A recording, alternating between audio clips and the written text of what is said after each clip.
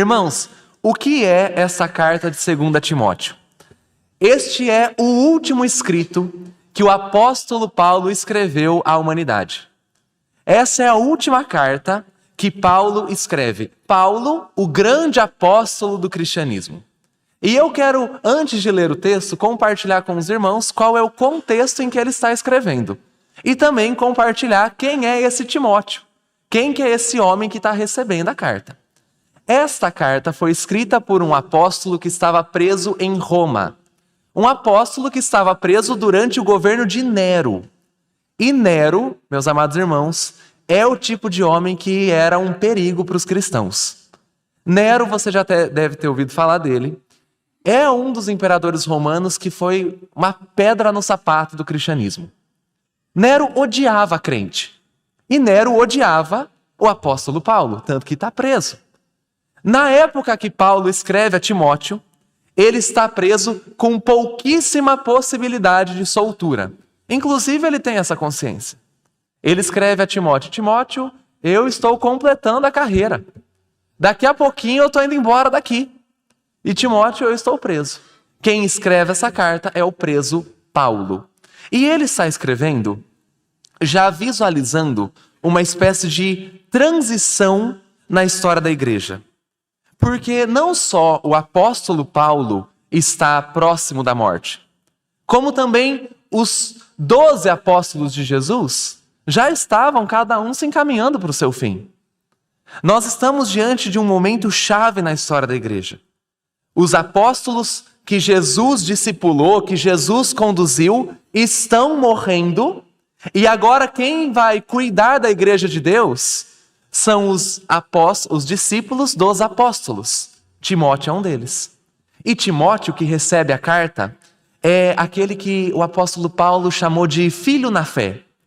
Em uma das suas viagens, esse grande homem do cristianismo encontra esse jovem, Timóteo.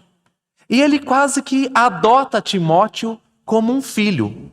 Timóteo era um jovem que foi criado como um judeu, se converteu e acaba acompanhando o apóstolo Paulo nas suas viagens. Mas, irmãos, Timóteo não é Paulo. O apóstolo Paulo é gigante. Ele é o grande nome do cristianismo. Ele é um super missionário, corajoso, ele enfrentou César, ele enfrentou todo o poder do Império Romano. Ele é um homem de uma envergadura gigantesca, inteligente, falava várias línguas, uma das maiores mentes que nós já tivemos na história humana. Timóteo é jovem, é tímido, vive doente. Timóteo fica nervoso de conduzir uma igreja difícil, que era a igreja de Éfeso. Timóteo era pastor naquela igreja. Então nós estamos aqui diante de um gigante, o apóstolo, escrevendo para aquele que vai continuar o seu trabalho. Mas quem está continuando o trabalho, Timóteo, não tem a envergadura de Paulo. Timóteo é muito, muito pequeno comparado a esse grande homem de Deus. E olha só que coisa. Imagina o coração de Paulo. Ele está preso, às vésperas da morte, e quem vai continuar o trabalho que ele começou não é alguém que está na sua altura. É um jovem bem tímido mesmo. Então essa carta foi escrita por Paulo para encorajar Timóteo. Era a única coisa que Paulo conseguia fazer. Ele não tinha como ir lá e fazer o que o Timóteo estava fazendo. Ele estava preso, já estava idoso, agora está na mão do Timóteo. E Paulo vai escrever encorajando esse jovem. Mas, irmãos, o encorajamento de Paulo é muito diferente de tudo que a gente encontra aí hoje em dia. A gente pode falar com muita propriedade. Paulo era um péssimo coaching. De verdade, irmãos. Ele era um péssimo coach, e graças a Deus por isso, mas é alguém que não teria muitas visualizações no YouTube, nos vídeos motivacionais, porque a gente vai ver que o jeito de Paulo motivar é bem diferente do que a gente espera. Mas veja ali, nós leremos agora do primeiro versículo até o versículo de número 6, o começo dessa carta, quando Paulo se apresenta. E diz o seguinte: Paulo, apóstolo de Cristo Jesus, pela vontade de Deus, conforme a promessa da vida em Cristo Jesus, ao amado filho Timóteo. Que a graça, a misericórdia e a paz da parte de Deus Pai e de Cristo Jesus, nosso Senhor, estejam com você. Dou graças a Deus a quem, desde os meus antepassados, sirvo com a consciência limpa, porque sem cessar lembro de você nas minhas orações, noite e dia. Lembro das suas lágrimas e eu estou ansioso por ver você, para que eu transborde de alegria. Lembro da sua fé sem fingimento, a mesma que, primeiramente, habitou em sua avó Loide e em sua mãe Eunice, e estou certo que habita também em você. Vamos parar a nossa leitura por aqui e comentar essa pequena sessão. Como em todas as suas cartas, o apóstolo Paulo se apresenta. E ele está dizendo, olha, Timóteo, quem está te escrevendo sou eu, Paulo, apóstolo de Deus por causa de Cristo Jesus. Isso é interessante porque ele está pontuando para nós o seguinte, eu estou falando com você, Timóteo, não porque eu sou alguém muito capacitado em mim mesmo. Quem me colocou nessa posição de ser uma voz do cristianismo foi o próprio Cristo Jesus. Então eu estou falando para você na condição de alguém que foi colocado por Jesus Cristo neste lugar, chefe do cristianismo. Eu não me coloquei nessa posição, foi o Senhor. Irmãos, isso aqui é importante, porque imagina o seguinte, na época de Paulo e de Timóteo, você tinha uma série de pessoas que se colocavam como porta-voz de Deus. Muita gente tentava falar em nome de Jesus e falava besteira. Mas o apóstolo está dizendo, olha, eu estou falando não porque eu quero, eu estou falando porque Jesus me colocou nessa condição. E eu estou escrevendo a você, meu amado Timóteo. Isso é bonito. O apóstolo Paulo, ao escrever a Timóteo, coloca este termo quando começa a sua carta. Amado. Nós não estamos diante de uma relação fria, é uma relação muito calorosa. Paulo e Timóteo tinham realmente um amor genuíno um pelo outro. Amor de pai e filho. E ele escreve desse jeito. A gente percebe que o apóstolo Paulo tem vários discípulos, vários pupilos, mas esse aqui é especial. Esse ocupa um lugar mais importante no coração do apóstolo. E ele começa a dizer, Timóteo, eu sirvo a Deus com consciência pura desde os meus antepassados. O que isso aqui significa para a gente?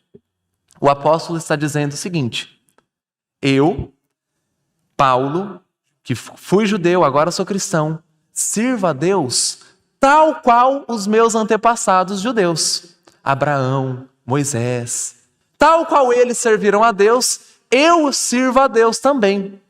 Eu venho, Timóteo, de uma longa linha de pessoas que se colocam à disposição do Senhor. E você também.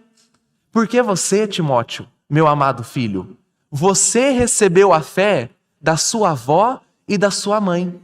Elas te introduziram a fé cristã. Então eu e você, Timóteo, temos uma história por trás de nós. Nós somos cristãos. E nós servimos a Deus desde que os nossos antepassados nos ensinaram a fazer isso. Irmãos, isso aqui já coloca pra gente um ponto muito importante. Olha só nessa saudação o que a gente consegue pescar de informação. Quem ensinou Timóteo a servir a Deus foi a sua avó e foi a sua mãe. Pra gente isso é importante, porque isso mostra qual que é o potencial que existe numa família que conduz os seus filhos até a pessoa de Jesus. Quem ensinou Timóteo a seguir a Cristo foi a avó e foi a mãe. Ele aprendeu em casa a fé cristã. Aí você pensa em você, pai, mãe, avô, avó, tio e tia. Irmão e irmã, nós, nas nossas casas, temos o potencial de conduzir aqueles que Deus colocou na nossa família até o coração de Jesus Cristo. Timóteo foi apresentado a Jesus não numa cruzada evangelística, não numa temporada ou num acampamento. Timóteo foi apresentado a Jesus pela sua família. Então não menospreze, pai e mãe, não menospreze o potencial que você tem na sua casa de ensinar e conduzir seus filhos a Jesus. Se tem alguém que discipula filhos, são os pais e são as mães. Os avós também. Olha aqui, ó, nós vemos esse texto. E aí, depois que Paulo se apresentou, ele vai motivar Timóteo. E veja só que motivação interessante.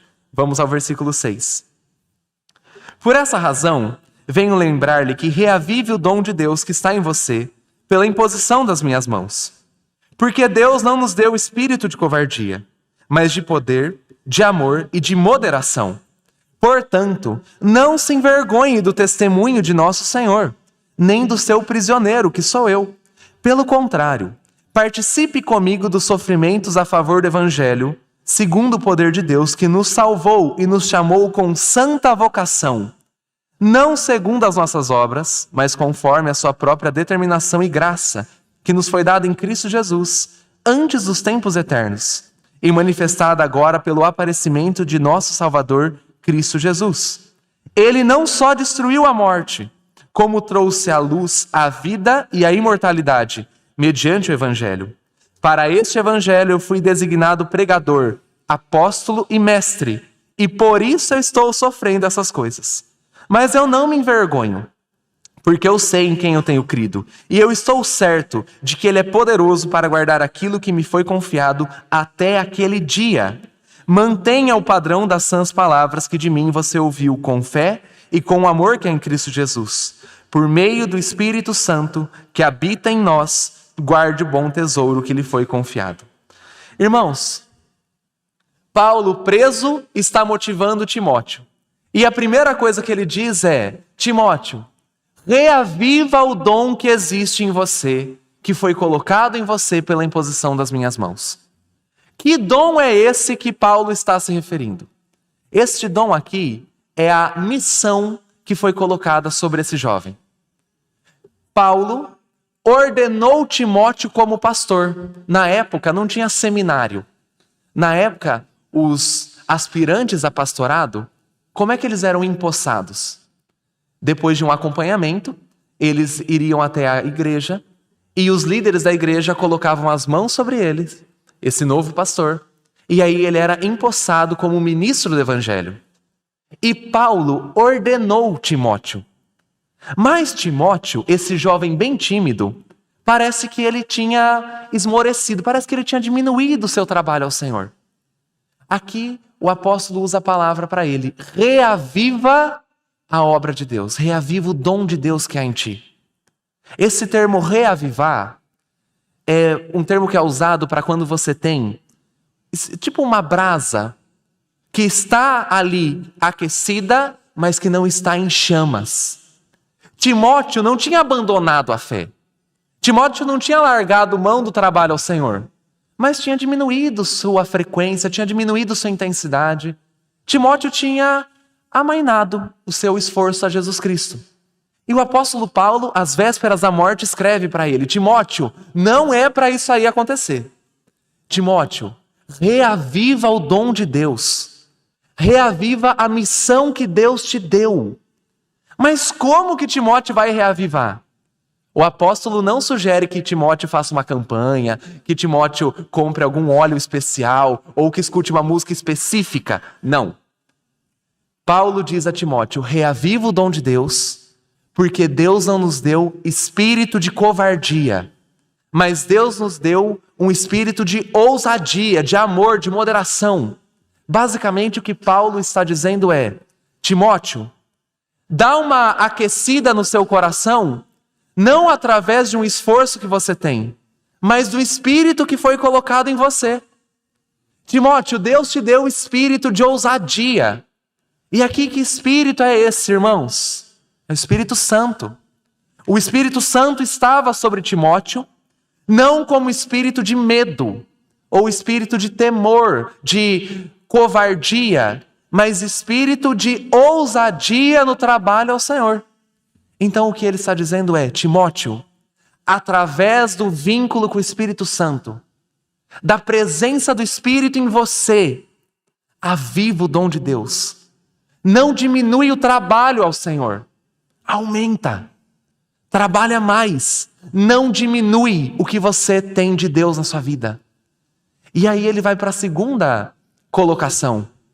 Paulo escreve a Timóteo: não se envergonhe do Evangelho. e não se envergonhe do prisioneiro de Jesus Cristo que sou eu. A gente precisa entender esse versículo. Irmãos, na época de Timóteo, ser cristão não era a tendência. Na época de Timóteo, ser cristão significava servir a uma religião nova, que era considerada muito esquisita pelo Império Romano, e uma religião que era vista como perigosa. Irmãos, os grandes filósofos do Império Romano olhavam para o cristianismo e achavam o cristianismo um absurdo intelectual.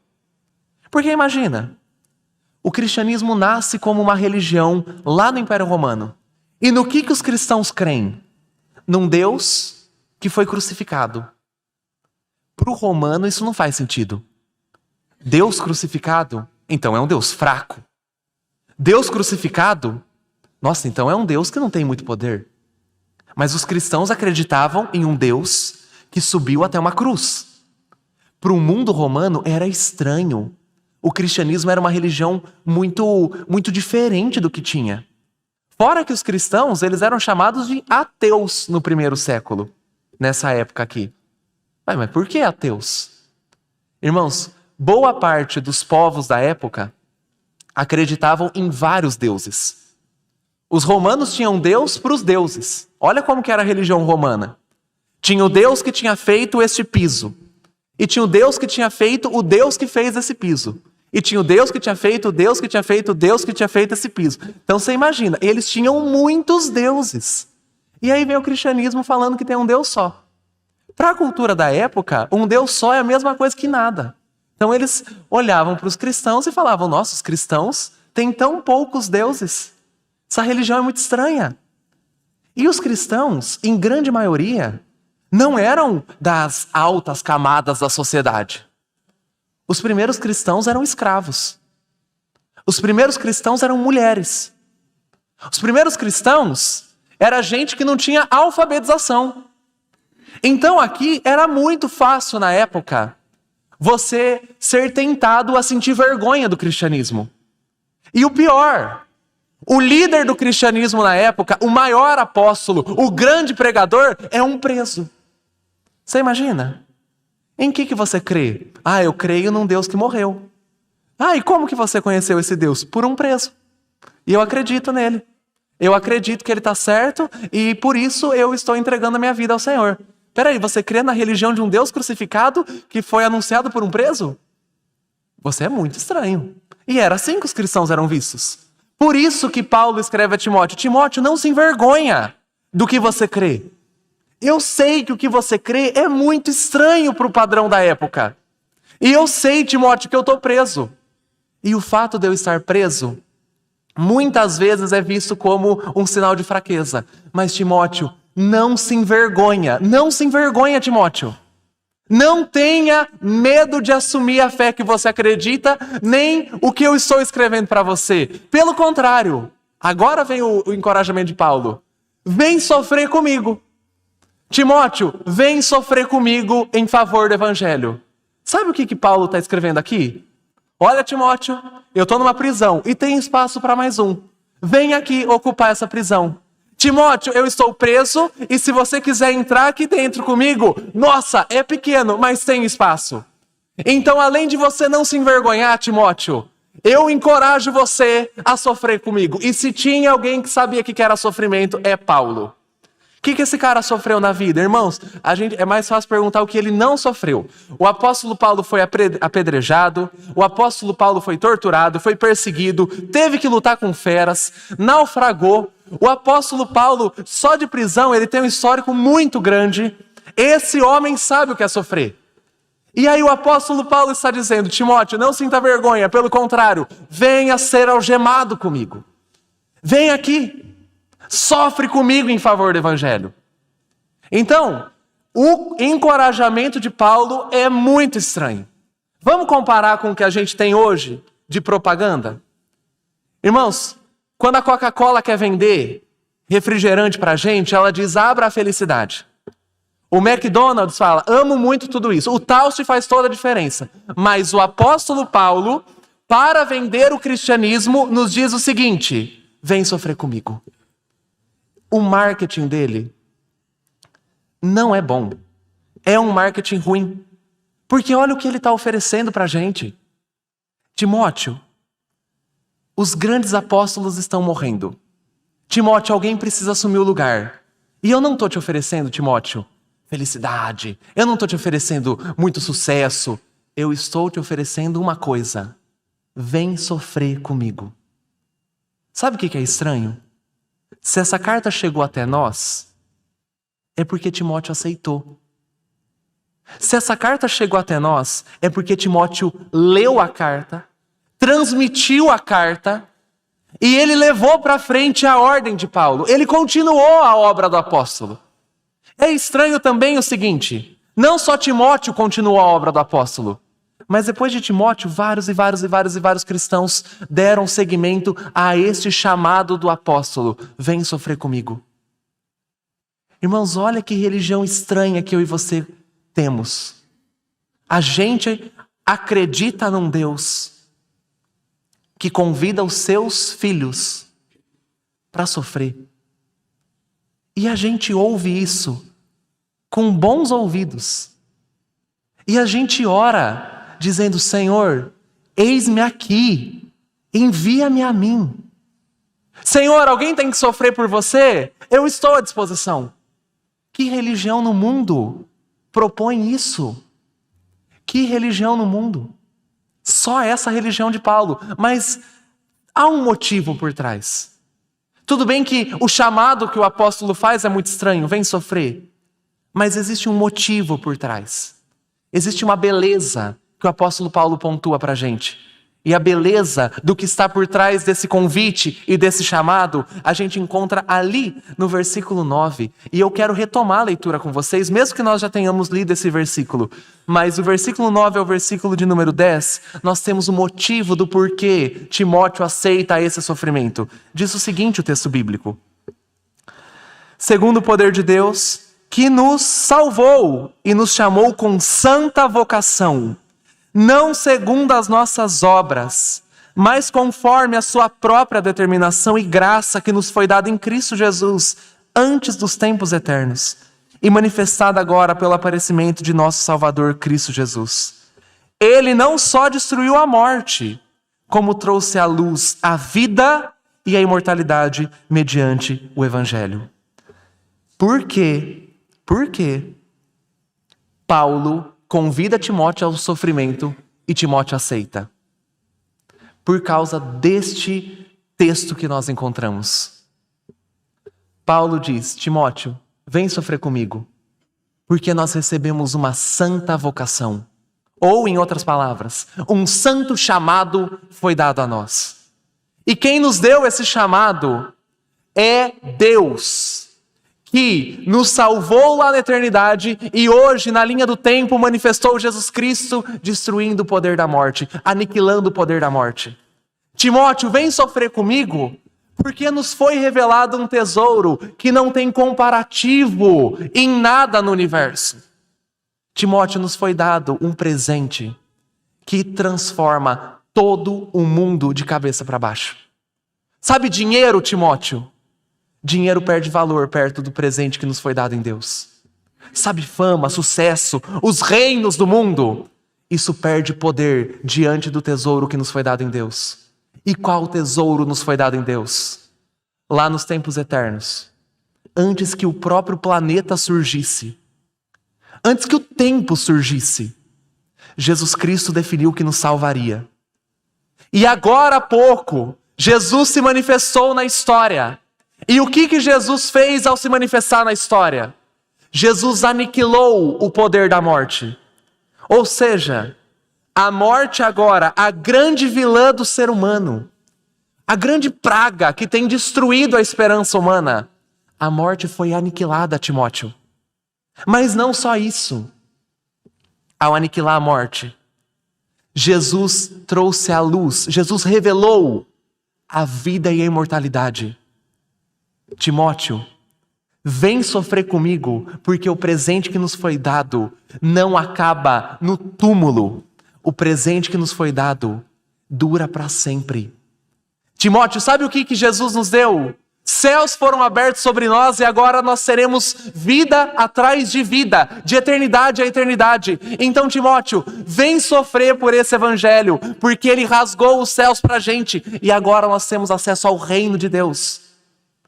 O tesouro que Paulo oferece a Timóteo, o tesouro que Paulo coloca diante do seu amado filho, é o evangelho. E aí faz todo sentido. Então, mesmo que o marketing de Paulo seja muito, muito ruim, a proposta que está por trás é infinitamente boa. E aí o apóstolo vai dizer para a gente: Timóteo, eu também não me envergonho. Eu não me envergonho porque eu sei em quem eu tenho crido. E eu sei que ele é poderoso para me guardar até aquele dia. E se você reparou na sua Bíblia, dia está escrito com a letra maiúscula. Que dia é esse? Esse dia é o dia em que Jesus voltará. Então, olha que coisa maravilhosa. O grande apóstolo está morrendo, o discípulo tímido está assumindo o seu papel, o seu lugar, e esse discípulo está recebendo um encorajamento muito diferente, mas muito especial. Timóteo, vem sofrer comigo, porque o evangelho nos foi dado. Irmãos, por que eu trouxe esse texto nessa manhã para a gente? Eu sei que você olha para isso aqui, e se você sabe um pouco de teologia, você sabe que essa carta é chamada de carta pastoral. Essa carta foi escrita para um pastor, Timóteo. Então o que tem a ver essa carta com a gente, aqui, cristãos comuns? O que ela fala para nós, num domingo de manhã? Irmãos, essa carta tem muito para falar com a gente. Porque eu e você, com todo respeito a você, não temos a envergadura do grande apóstolo Paulo. Eu e você estamos muito mais próximos de um Timóteo.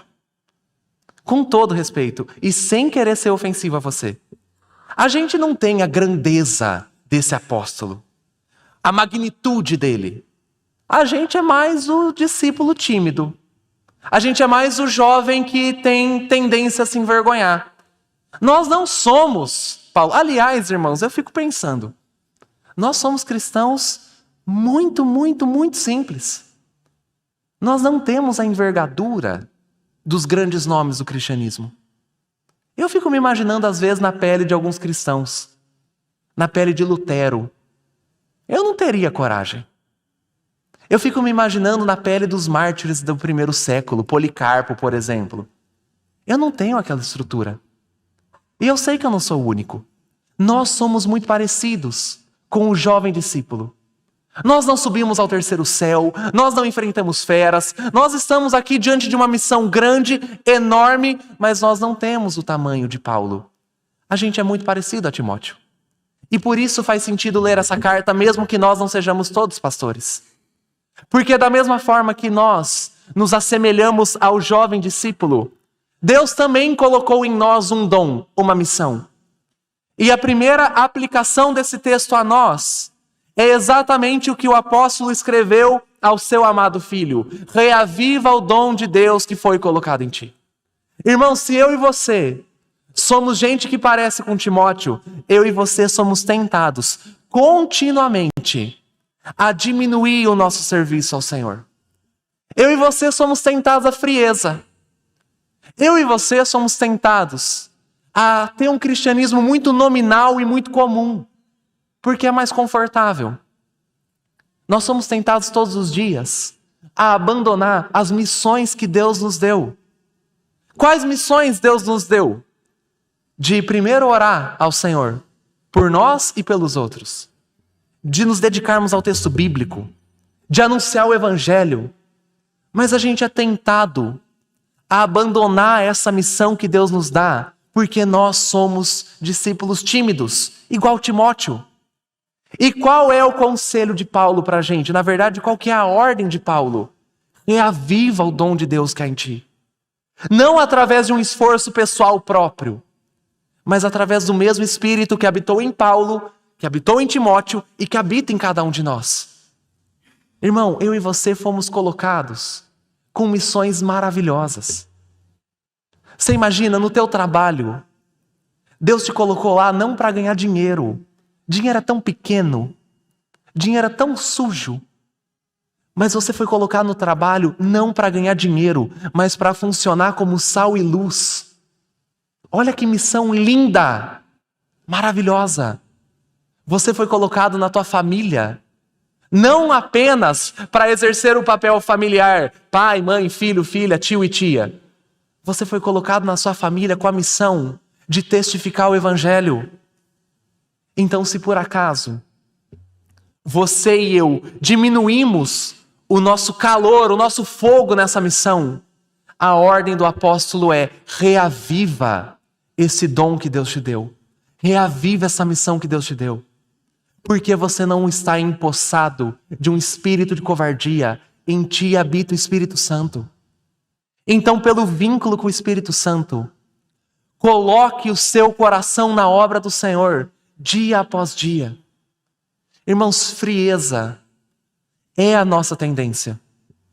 Mas glória a Deus porque o Espírito nos foi dado. E esse Espírito existe para aquecer a nossa alma. Esse Espírito existe para nos motivar, para nos jogar, para fazer as coisas que o Senhor nos deu para fazer.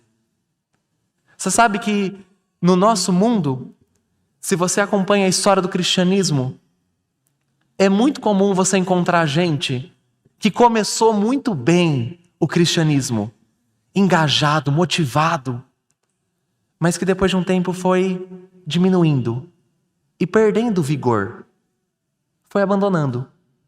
Começou a conviver com o pecado, começou a abandonar as disciplinas espirituais, começou a lidar com a igreja na ótica de um clube. Essas pessoas pegaram o dom de Deus e esfriaram. E qual é a ordem de Paulo? Se você é uma dessas pessoas, então pela ação do Espírito Santo, reaviva isso na tua vida. Porque eu e você fomos empossados de santa vocação. Você imagina que glória que vai ser quando a gente subir para o céu e lá no céu a gente vê tudo que Deus fez através de nós. Que privilégio. Gente se convertendo e se arrependendo porque nós fomos sal e luz. Gente que vai estar lá no céu porque Deus foi misericordioso de nos usar. Mas isso passa por ter um coração aquecido, avivado pelo Espírito. E como que a gente aviva? Eu sei como eu tentei avivar uma vez. Eu lembro que uma certa época da minha vida eu estava experimentando uma frieza gigantesca. E aí eu ia orar. E eu achava que o melhor jeito era colocar as músicas mais avivadas que eu conhecia e fazer a oração mais gritada que eu podia. Então eu pegava um radinho que tinha lá em casa, colocava a Ele a Glória do Diante do Trono, que é uma ministração de 11 minutos, e ali eu ficava gritando ao Senhor, falando: Senhor, derrama Teu Espírito Santo sobre mim, derrama. Irmãos, foi muito, muito bom. Um dos melhores momentos da minha vida. Mas, depois de um tempo, o radinho quebrou. E aí eu falei: e agora? O que eu farei sem a música Diante do Trono, a Ele a Glória? O que eu vou fazer? Como é que eu vou avivar minha vida agora? E aí eu fui orar sem o radinho. E, irmãos, o que eu descobri? O que aviva não é a oração performática ou a oração intensa, a oração chique, cheia de palavras poderosas. O que aviva é o vínculo com o Espírito. É você ter o Espírito Santo no fundo da sua cabeça, lembrando você de versículos, aplicando no seu coração as verdades do Evangelho, te encorajando a anunciar a glória de Deus. Então, irmão, se você por acaso se arrefeceu, se você diminuiu, se você tem o seu coração aquecido, mas não em chamas por amor a Jesus, então eu te convido a orar sem radinho, mas orar na confiança do Espírito que avivou Paulo, que avivou Timóteo e que ao longo da história tem avivado cristãos de todo lugar para que a obra de Deus seja realizada. E a segunda lição que vem do texto para nós é que eu e você, gente que tem a envergadura de um Timóteo e não de um Paulo, nós não podemos nos envergonhar do Evangelho. E a gente é tentado a se envergonhar do Evangelho. Sabe quando? Quando diante de uma tentação, você escolhe o pecado, o que você está dizendo é o seguinte: o Evangelho não é tão poderoso quanto eu acredito. Ele não é tão eficaz, tão eficiente. Ele não é realmente palavra de vida. Deixa eu escolher essa tentação.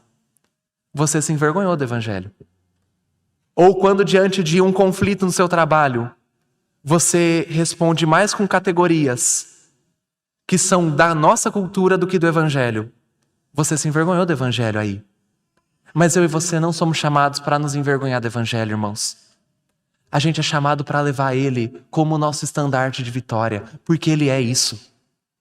Eu sei que em vários momentos da sua vida, você foi tentado a disfarçar o seu cristianismo. Você foi tentado a assumir que você não é do time de Jesus. Mas, irmãos, nós não fomos chamados para nos envergonhar da mensagem que nos redimiu por toda a eternidade. Nós fomos chamados para colocar essa mensagem como o mural das nossas vidas, como a vitrine das nossas vidas. Porque o Evangelho não é motivo de vergonha, pelo contrário, ele é o poder de Deus para a salvação de todo aquele que crê. Então, se por acaso você já se intimidou de afirmar o seu cristianismo, hoje o texto bíblico nos encoraja a abandonar essa vergonha, porque o Evangelho é mensagem sobre mensagem, o Evangelho é salvação.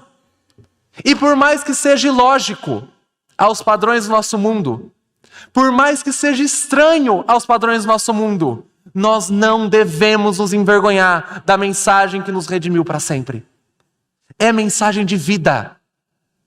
Então, se você está negando o Evangelho em ações pequenas do cotidiano, irmão, larga isso. Larga isso. O Evangelho não é algo do qual você tem que se envergonhar. O Evangelho é uma mensagem que triunfa sobre os grandes inimigos humanos. Você tem ideia de que pelo Evangelho, Roma caiu? O Império Romano, Nero, que perseguiu Paulo e que ameaçou Timóteo, Nero, que perseguiu os cristãos, Nero não existe mais. Mas por causa do Evangelho, hoje nós temos igreja que ainda vive.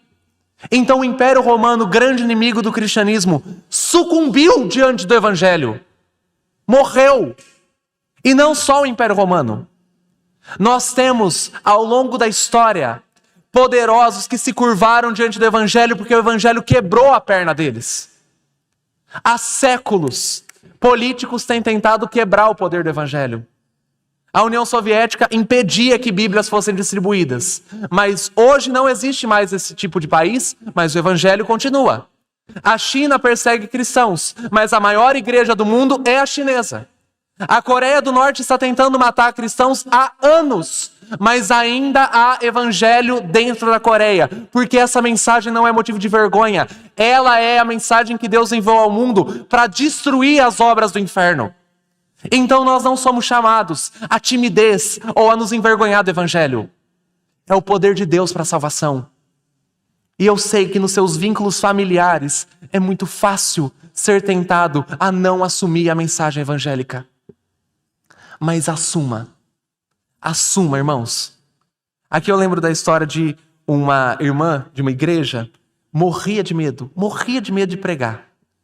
E aí um certo dia ela foi desafiada a fazer uma ação de evangelismo com a igreja. E era uma coisa assustadora, era sair de casa em casa e perguntar: você gostaria de ouvir o evangelho? E essa irmã, cheia de medo, aceitou e foi. Irmãos, uma semana depois, tinham que parar ela, porque ela não parava mais de ir na casa. Porque ela percebeu o que tinha ali. Ela viu o brilho que existe quando nós assumimos o evangelho com verdade. Lá em Roma, os cristãos faziam uma coisa que era considerada absurda. Em Roma, 2 grupos de pessoas não valem nada. Mulher não vale nada e criança não vale nada. Era muito comum que em Roma, os casais que tivessem filhos abandonassem as crianças no meio da rua e deixassem lá, ou no alto dos montes para morrerem. Mas os cristãos, indo contra tudo que a cultura dizia, os cristãos faziam uma coisa que era considerada absurda. Eles adotavam as crianças. Eles pegavam as crianças que Roma não queria e levavam para sua casa. Vamos entender o que aconteceu aqui? Os cristãos adotavam as crianças dos seus inimigos e cuidavam dos filhos dos seus inimigos. E não se envergonhavam disso. Hoje nós olhamos para isso E nós louvamos aquele exercício que os cristãos fizeram, porque eles não tiveram vergonha de assumir os compromissos do evangelho. Então, irmão, não tenha vergonha. E a terceira orientação que o apóstolo Paulo traz para nós é sobre sofrimento. Eu não sei que cristianismo te foi prometido. Não sei se quando você foi apresentado a Jesus, te ofereceram um cristianismo confortável, simpático, fofo, que te deixa muito tranquilo com a vida. Mas o que o apóstolo Paulo está convidando Timóteo e está convidando a gente é: Timóteo, vem sofrer comigo a favor do evangelho. Irmão amado, eu e você fomos convocados para essa religião. Vem sofrer comigo. Você tem ideia? Deus chamou cada um de nós para derramar esforço a favor da mensagem que Ele colocou no nosso coração. Isso é tão contracultural. Deus não chamou você para que você abandonasse sofrimento e vivesse uma vida só de mar de rosas. Deus chamou você, Deus me chamou, Deus chamou a primeira IPI de Bauru para sofrer a favor do evangelho. E como a gente faz isso? Irmãos, tem várias formas pelas quais nós sofremos a favor do evangelho. A primeira é batendo nas nossas vontades para não atender os desejos do pecado. Deus chamou a mim e a você para negarmos os nossos impulsos e não satisfazermos os desejos do nosso coração, negando a nós mesmos. Esse é o chamado de Jesus para os seus filhos. É o chamado de Jesus para os cristãos. Não atenda a sua carne, mesmo que isso gere sofrimento. Não atenda aos desejos pecaminosos do seu coração. Esse é o primeiro tipo de sofrimento que eu e você podemos ter em direção ao evangelho. Pegar os desejos, os impulsos do nosso coração e não atendê-los. E é o básico. Mas Deus nos chamou para isso. Nenhuma religião do mundo nos chamou para negar a nós mesmos, mas o cristianismo sim. Outra forma pela qual nós sofremos pelo evangelho, quando nós não só abrimos mão dos nossos desejos, mas abrimos mão dos nossos sonhos pessoais, quando eles se colocam entre nós e o nosso Deus.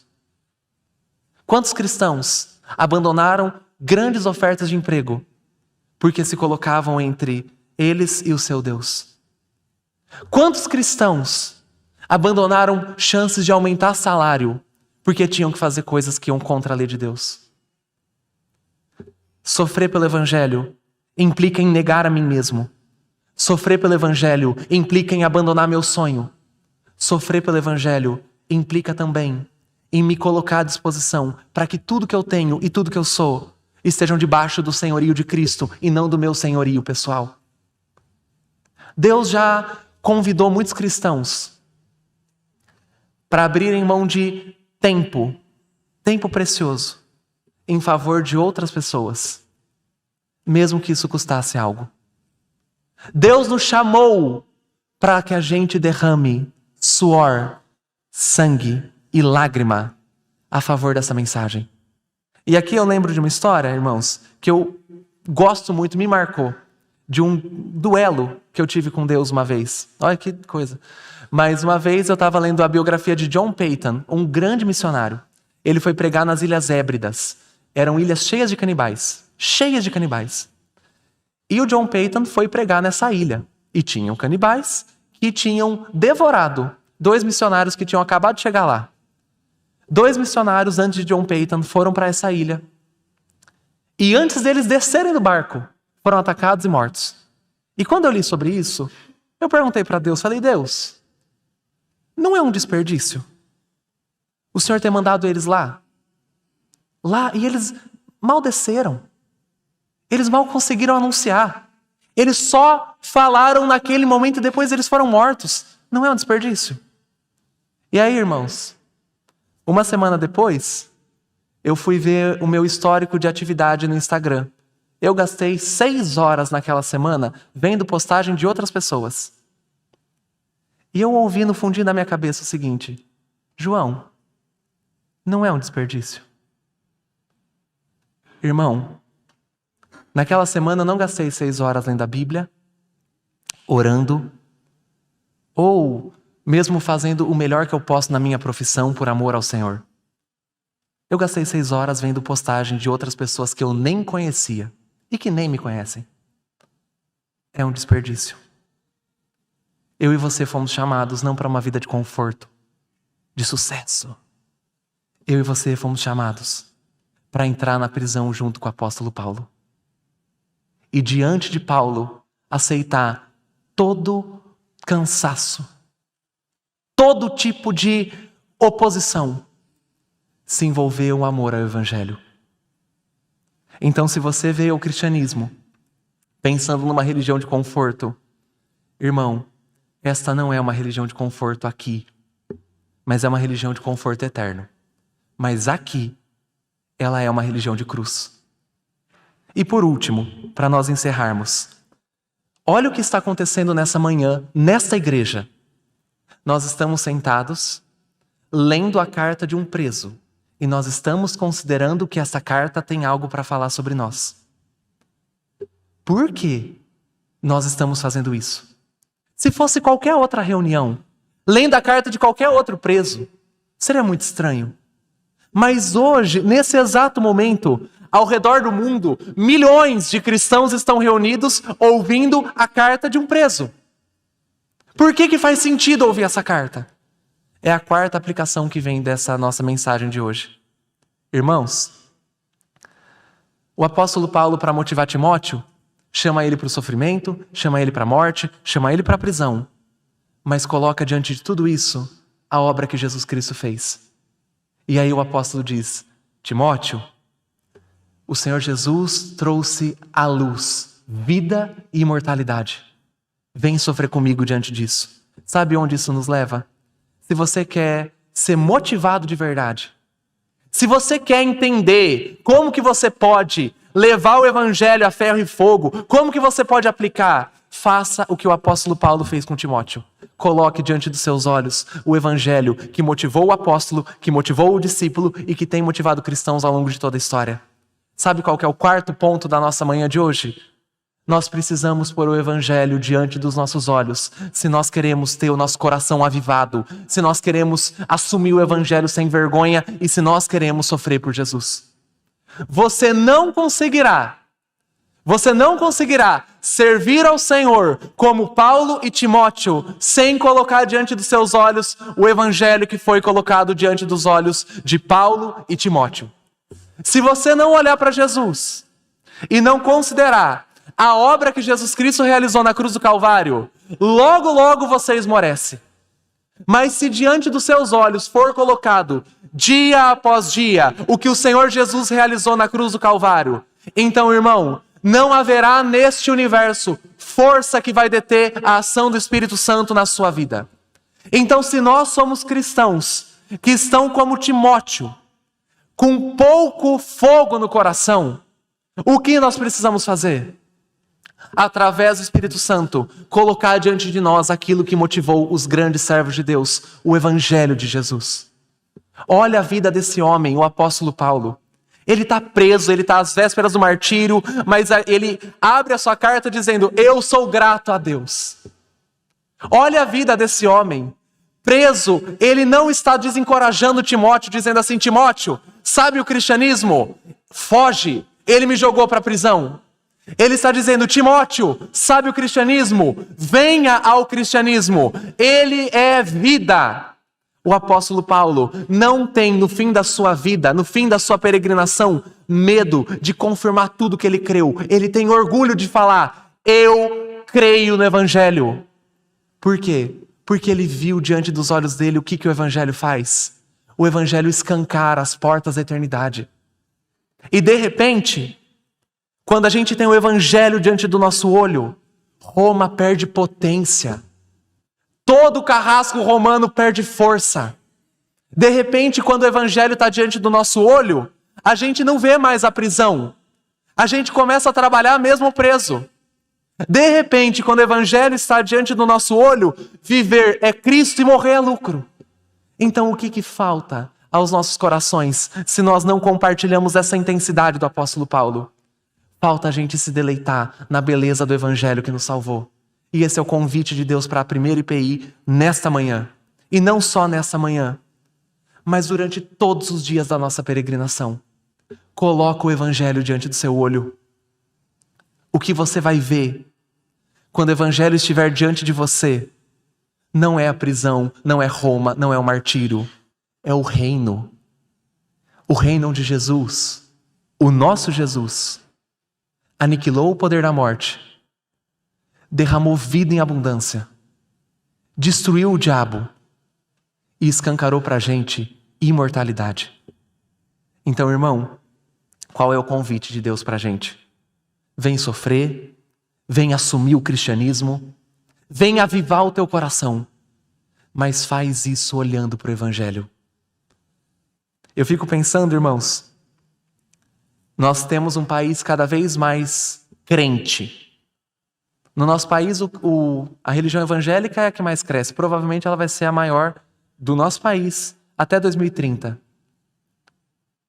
Um país que está cheio de corrupção, homicídio, cheio de criminalidade, mas cheio de evangélico, é um pouco contraditório.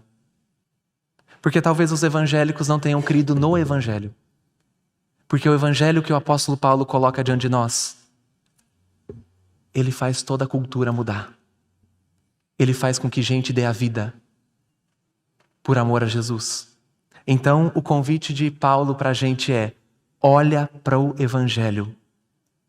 O Evangelho do Deus que sangra. Você vai ver todo o seu mundo virar de cabeça para baixo. E glória a Deus por isso. Porque se o seu mundo continuar do jeito que está, então você está com Roma. E Roma caiu. Então, irmãos, nós vamos orar para que Deus aplique isso em nós. E para que o nosso cristianismo, mesmo que a gente seja mais Timóteo do que Paulo, nosso cristianismo seja mais autêntico. Amém?